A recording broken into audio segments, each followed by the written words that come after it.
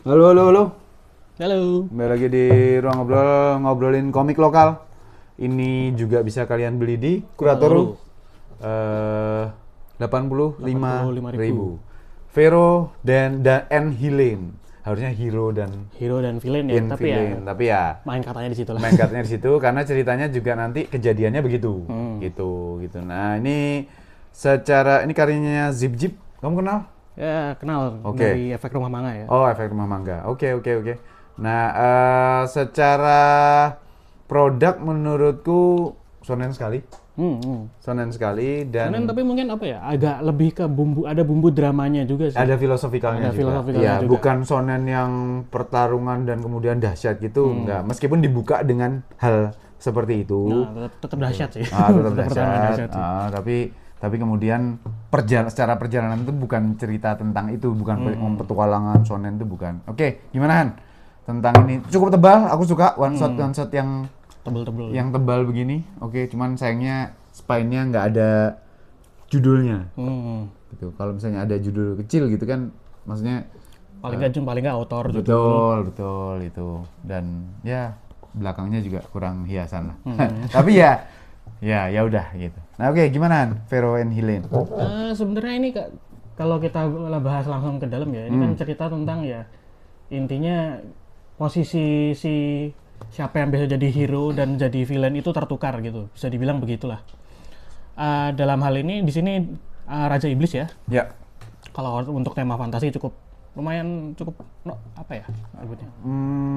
Apa sih? Lumrah bukan lumrah. Bukan template juga. Bukan template juga. Tapi familiar? Ya bisa bilang memang familiar lah. Ya, yang bikin. Tapi biasanya itu kan kalau cerita-cerita kayak gitu ya, kita ngubah perspektif, ngambil dari si Raja Iblis. Ternyata Raja Iblis itu punya tujuan yang baik dan nanti si hero-nya diantagonisasi. Tapi kalau di sini tuh aku ngelihatnya, oh enggak, ini ada sedikit twist di mana ya kita nggak sekedar dapat Raja Iblis baik, hero-nya jahat, tapi ada ya tadi tuh ya apa nyebutnya, permainan filosofi juga ya. Nah, dia Zip Zip itu menyuguhkan kita di awal bahwa ini trope yang biasanya kita temui di game, di isekai, di mana ya kayak gini nih. Ini ada jagoannya, ada knights-nya, ada kesatrianya yang ada tujuannya yaitu membantai Raja Iblis. Tapi secara sistem di komik ini adalah semuanya tuh akan ngelup. Ngelupnya tuh bukan orangnya melakukan itu lagi, bukan, tapi kalau si Ksatria tidak bisa menghabisi Raja Iblis, maka nanti keturunannya akan menghabisi. Tapi kalau Raja Iblisnya mati, dia juga akan hidup lagi, terbangkit lagi, supaya dibunuh lagi. Dan dia si Raja Iblis sudah mengalami itu banyak sekali gitu. Jadi bahkan sampai ke anak cucu cicitnya dari hero-nya itu. Nah, dia udah mati terus ya. Ya. Intinya sih gitu. Jadi mau menang ya bakal mati lagi. Mati juga ya bakal hidup lagi kayak gitu. Nah, hal itulah kemudian secara mekanik yang sama Zip Zip itu ditwist, diakalin. Nah, kemudian karakter-karakter di sini kemudian berbalik juga. Ya, Raja Iblisnya melakukan hal yang kemudian membuat dia keluar dari siklus itu. Keluar dari siklus apa nih?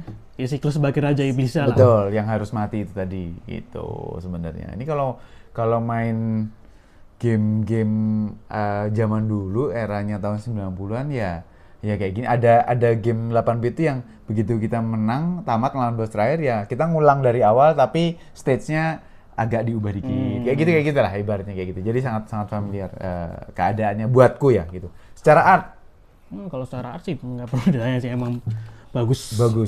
Oke sekali. Actionnya juga seru. Iya. Aku tidak menemukan hal yang apa ya, Han? Maksudnya kurang atau flaws atau cacatnya gimana sih. Cuman satu aja, bahasa Inggris. Oh iya. Itu aja sih sebenarnya gitu. Nah, ini untuk kesekian kalinya. Aku nggak tahu konten ini akan rilis kapan, di antara apa, aku juga nggak tahu. Tapi setiap kali baca atau ada konten komik lokal yang berbahasa Inggris, aku sama Daris kan punya kesepakatan. Kami berdua tuh bersepakat bahwa komik Indonesia tuh ya berbahasa Indonesia. Itu kami bukan berarti berbahasa Inggris itu salah, bukan. Tapi kalau misalnya mau ditujukan untuk membaca Indonesia, baiknya sih berbahasa Indonesia. Kenapa kayak gitu? Salah satunya adalah kadang-kadang atau sering kali penggunaan bahasa Inggris oleh kita kreator lokal itu pas dibaca tuh kayaknya aku ngerti maksudnya tapi kayaknya nggak gini deh kata-katanya. Nah ini biasanya yang sering ngoreksi kayak gini atau yang punya kapabilitas kompetensi untuk mengoreksi kayak gini tuh Jojo. Jojo sama Daris. Jojo, lebih terutama Jojo karena Jojo itu dia bahasa Inggris. pengajar bahasa Inggris, bukan hanya resmi tapi memang profesinya begitu. Memang secara profesional ya. Profesionalnya begitu. Aku nggak tahu, udah nggak terhitung murid-murid atau siswanya dia yang lulus IELTS, TOEFL dengan skor yang bagus itu aku nggak tahu berapa tapi pasti banyak gitu. Nah itu sih yang kayaknya mungkin untuk Jojo dan Daris kan juga translator ya, penerjemah, Daris itu penerjemah gitu juga pasti gatel dengan hal-hal yang kayak gini gitu. Jadi kesannya memang jadi kayak keren, tapi menurutku kalau ini di bahasa Indonesia kan mungkin penerimaan sebagai pembaca dalam hal ini aku gitu mungkin akan lebih komprehensif sih. Apalagi kalau emang pasarnya pasar lokal sih ya. Betul gitu. Kalau tapi kan ada beberapa temen yang memang pengennya pakai bahasa Inggris atau kemampuan berceritanya memang menggunakan bahasa Inggris, lebih nyamannya pakai bahasa Inggris, atau ada juga yang udah ngincer bahwa emang ini aku tujukan untuk kulempar ke segimanapun juga nyari channel yang bisa bawa komik ini ke pasar luar dalam artian Comic Con, event-event di luar Indonesia gitu. Nah itu juga nggak apa-apa. Artinya sekali lagi ini bukan soal salah atau benar, tapi kalau aku sama Daris di ruang ngobrol itu stance kami, keberpijakan kami, berpihakan kami itu di komik lokal yang berbahasa Indonesia. Gitu sih, itu.